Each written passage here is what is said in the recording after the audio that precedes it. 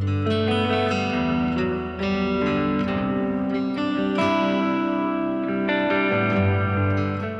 up, guys? It's Andrea here at VW Family Farm. It is a beautiful fall day. You might be thinking, why are you going outside to work and you look like you are ready to go somewhere? Well, the fact is I am. This is the time of year that I have several things to do off farm. Our farm work starts to become more manageable. I hesitate to ever say slow down because there's always something to do around here. But it does seem like as the school year's going and everything, I have more things I have to do off farm. So it just usually works out. I have to just get ready for the day, and sometimes I have to go run and go somewhere and then come home and work, or vice versa, whatever the case may be, and that's one of those days. So I'm out here in my garden. I don't film very many garden videos anymore. You can see Mr. Water Buffalo back there. He really needs a name. And some of you guys gave some great suggestions on a name for him, but I just hadn't pulled the trigger and gave him a name yet. What do you think, bub? And I'm standing in ants too. Also, side note, do you guys have fire ant problems? They are worse than ever. We thought they were bad last year, but they're even worse this year. And they'll get you before you know it. You'll be standing in them, and then just all of a sudden, you will be on fire. It's so annoying. It hurts. It makes itchy sores. It's just, I just can't stand them. I'm starting to wonder, we have quite a few of them, but I'm really starting to wonder if that's kind of a side effect of this ground cover. And I'm just trying to be completely transparent with you guys. A lot of times people on YouTube, and I mean, I'm sure I've been guilty of it too, we try something and we like it, so then we tell you guys about it, but then we never go back and tell you the negative things we discovered about it. And this, I'm not gonna say is like a deal breaker, but it is definitely something I'm gonna have to get a handle on. They seem to be around this ground cover and a lot underneath it. They'll be coming up through a lot of the holes and everything that we have put through this to plant the plants. And so I don't know yet the answer, but I'm just telling you guys that is something I'm gonna be working on, because I do plan to leave the ground cover on. This is my front garden. My back garden, half of it is now covered with an enormous high tunnel. So it's gonna be a totally different game back there as far as gardening. Looking forward to that. I'm gonna try to do a lot of no-till. Probably not gonna do this ground cover. Gonna do a lot of deep mulching and broad forking and just take a different approach and see how it works back there. But I'd rather not just cover everything out here in just chemicals to kill these ants. But there's really just not a good solution so far that I've found. I'm still looking and researching. And I know a lot of you have some good home remedies that probably work, but on an area this large, things like boiling water and I don't know, there's a lot of different like home remedy type things. It would take me, it'd take me forever to cover all of this in boiling water. There's hundreds, if not like 1,000 holes in all of this fabric. So I'm gonna have something practical, but I wanna go as all natural as possible, because this is my garden where I'm growing food and ingesting it in our family's body. So I wanna be very careful what I use. But anyway, I don't know. If you've got a good solution, I just haven't seemed to find one yet. But that's not even why we're out here today. That was just a quick rabbit trail. We're out here because it is time to clean up the garden. I spent a long time out here last night getting started and picking off some things that needed to be harvested. I wound up harvesting, I got rid of all the pepper plants. I left the roots so that they could decompose and feed the soil. But I wound up cutting all my pepper plants off at the ground level, and then there's a lot of them that had kind of went bad, went soft, or rotted half of them. I had harvested all the peppers that I wanted to harvest, and then I just kind of let them go. And so this was kind of my final harvest of what had sat there and made after I quit harvesting them, and that was still good. So I harvested all those. Fixing to do something with those later in the video. So you can see I've kind of got a mess here. I'm gonna get a broom and try to push all this off the ground cover. I don't really want all of this to sit there and decompose on top of the ground cover. So I'm gonna push it off down the end. I'm gonna take all these plants and I'm actually gonna go put them all down at the end of the garden, all the plants that I cut off, and I'm just gonna do some general cleaning and get this place in better shape. Now, we have had a couple frost and freezes. We're here in central Arkansas in zone 7B. So you can see our tomatoes have definitely taken a hit, but I guess it just didn't get cold enough to completely kill them, because several of them still have some life left in them. They still have a lot of tomatoes on them that don't show frost damage. They're still growing. So here in the next couple weeks, I've already cleaned up some areas of this. You can see, like in between plants, I pulled up cages last night and pulled up grass, cleaned that area up. But for the most part, I'm leaving the tomatoes for the moment. So I'll come out here in the next week or two, and we probably will be getting our first real freeze here coming pretty soon. And like I said, we were supposed to have already had it. They said we did, but I don't know, for some reason, everything just almost survived here. I've got squash and zucchini growing over here. It's crazy. I guess we just had a little hedge of protection around us, which I am thankful for. So I'll come out here and do the final harvest here pretty soon and remove all these cages and get all the grass and the plants and everything off of here, and it will be completely clean for the winter. I do have some cold weather stuff growing over there, which will remain, and I'll harvest off that. But today is pretty much everything except tomatoes.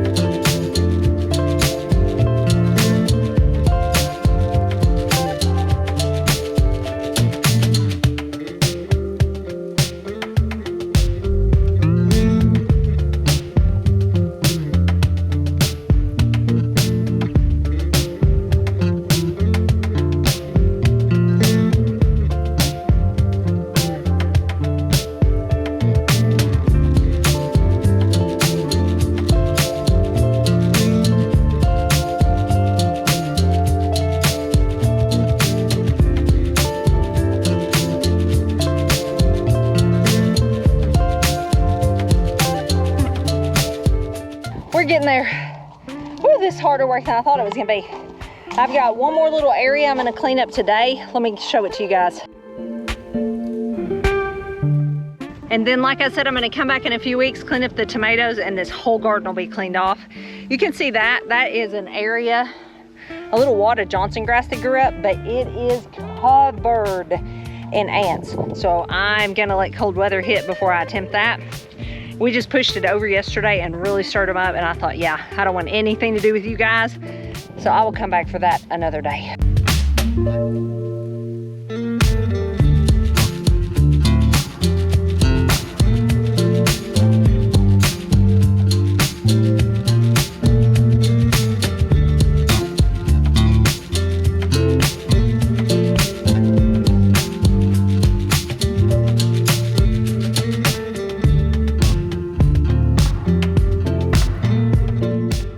Hey y'all, so it's the next day. I ran out of time, got this stuff done outside, but I still need to do some preservation with all those peppers and things that I told you I gathered up the day before. So that's what I'm gonna do. Back here in Ben's man cave that I've kind of taken over and turning on this gym. This is our Harvest Right freeze dryer, and I am going to try freeze drying. I've got peppers, I've got onions that are getting past their prime out in the garage, and I've got some garlic as well. So I'm gonna kind of do just a hodgepodge of stuff because I just hate to let everything kind of go to waste, and that's kind of what I'm doing by just letting it lay there.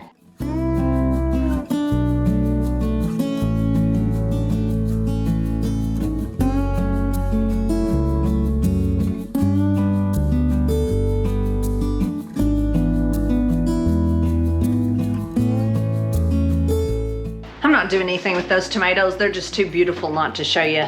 But I am gonna go out now. I thought there was peppers in that basket, but obviously not. So I'm going out here to grab the basket of peppers. I harvested quite a few. This that I'm about to show you is half a bushel basket. So this is gonna be, I'm not even sure if I'm gonna get all this in the freeze dryer at one time. Maybe, maybe not, we'll see. Now that is a basket of peppers, all different varieties. We're about to get these worked up.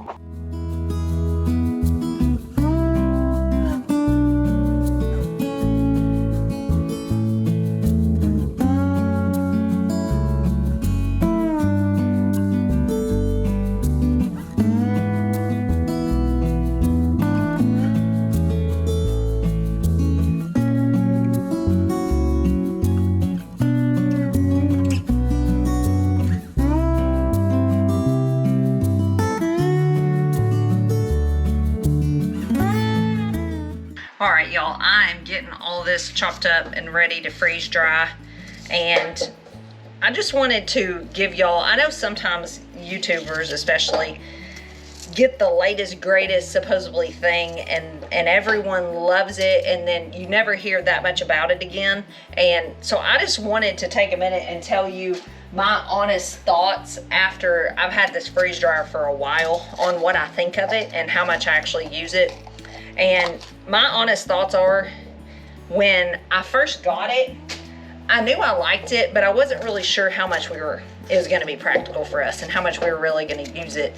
Ben is kind of the one that's more like into, like, oh, this is cool, we should try this. And I'm just more like, I guess you'd say, set in my ways, or I just keep doing things because that's the way I've always done them. I'm more of like a creature of comfort, I guess you would say. And so if I'm not used to doing something, and I wasn't with the freeze drying, I've always been a canner, a freezer, things like that of vegetables. So I kind of did it because he wanted to, but y'all, it has really surprised me. I just want to share a couple things that I love about it here on our farm. It has taken things like this that I don't really like, peppers just straight out of the freezer. They hold a lot of water, and so to be able to freeze dry these and then just toss them in something, and as they like rehydrate, like maybe in chili or soup or something, they soak up some of the goodness of that dish instead of being like a watery, mushy consistency that's just frozen and retained a bunch of juice from that. I think I'm gonna like this better. I know I have with other things that I've dehydrated. Secondly, just as we have started our meat business, we have realized how fickle electricity can be. And I think if there's anything over the last couple of years, we've all realized how things we've always heavily relied upon, and electricity is one of those, that could be gone. Just like in the grocery store, would you have ever really deep down thought that you'd see so many empty shelves as you have in the last couple of years? Well, to me, electricity is just one of those other fragile things. So relying on the freezer, just especially after our meat business and all the meat we keep frozen, is such a risk. It's like, it's just a fine, fragile balance. And we've been very blessed that we have reliable electricity. We have a reliable electrician we can call at any time we notice any sort of problem. But the more and more I go, the more I'm into getting things out of the freezer. And this is just one of those things. This is shelf stable food that I can have for, 25 years from now. Canning. I love canning. It's one of my favorite things to do. It's one of my hobbies. But at the same time, I've had jars come unsealed. It's just part of it. It doesn't matter how pro of a canner you are. It's gonna happen at some point. And once I get this food freeze dried, it's just such a good feeling to me because it's pretty much foolproof. I mean, you've pretty much taken any kind of a risk out of it. It's good. It's gonna be there for you. And it's not taking up room on my canning shelves. I can pack it in little containers and stick it off, in my pantry without having to handle glass jars and all that. That's just several of my thoughts. It's definitely far and away exceeded my expectations. And the reason I'm telling you this is really not to persuade you to buy one, because you'll have to figure that out for yourself if it's something valuable to you, but to just give you a real live honest opinion of someone who's used one for a while now. And with the holidays coming up and stuff, it might just be something you want to treat yourself to. So I'm going to get the rest of this fixed up and put in the freeze dryer, and we'll be good to go.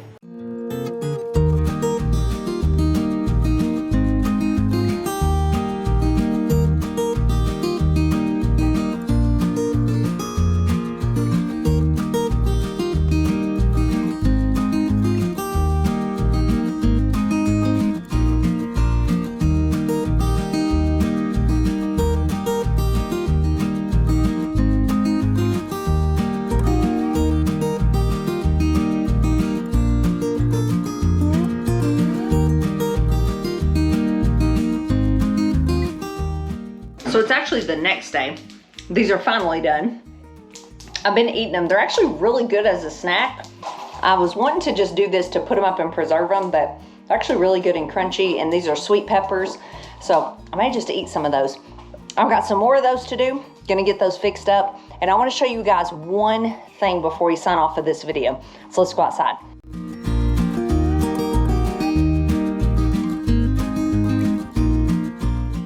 So we're out here in the front of my house at my raised beds, and I want to show you guys, this is the last thing pretty much on this video I want to show you about my fall garden. So I planted most of my fall garden things in raised beds. I got those ready, revamped in the middle of the summer, and this is a testament, if I've ever seen one, to good soil. Let me show you the first. These were out of the same batch of plant starts. I bought these at a local nursery, same plant starts, and let me show you the difference.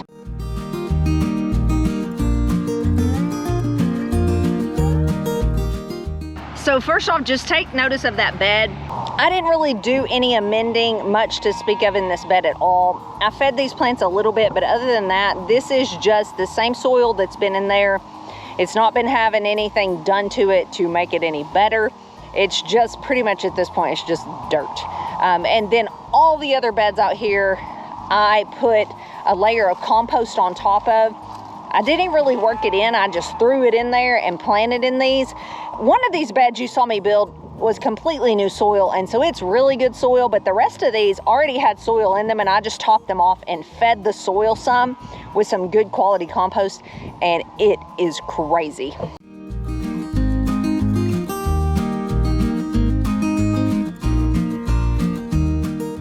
Y'all, that is the biggest Swiss chard I've ever grown. I'm about to get out here in just a minute and harvest it because we're expecting bad weather tonight, possibly hail. But everything else is just like that. Let me show you. I've got a bed of cauliflower I'm going to show you. I've got Brussels sprouts and broccoli all out here, and it's giant. It's taken off. It's so crazy. And I promise you guys, it is good soil. Good soil is so important.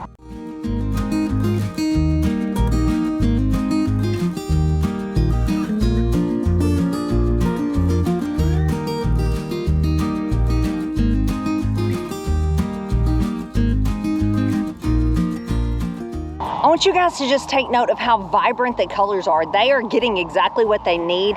They're such a deep green color. It makes me so excited. I can look out my front window up there and see these, and I just love it. Can y'all hear the calves we just weaned a few days ago still bawling? They're talking to y'all. I hope you guys have a fantastic rest of your day. I'm gonna drop a link below for that Harvest Trap freeze dryer. If you want one, now is a great time to invest in that. I don't think you'll be sorry. I think you'll be very pleased like I have been. And I hope you're doing some fall gardening. It's such a great fun time to garden. You can see I have little to no pest damage on those that are doing well. The ones that are not doing as well that I showed you at the beginning, they have a little more damage, but pest pressure is just a lot less in the fall for us. We're here in Central Arkansas in Zone 7B. So fall is just a great time to garden.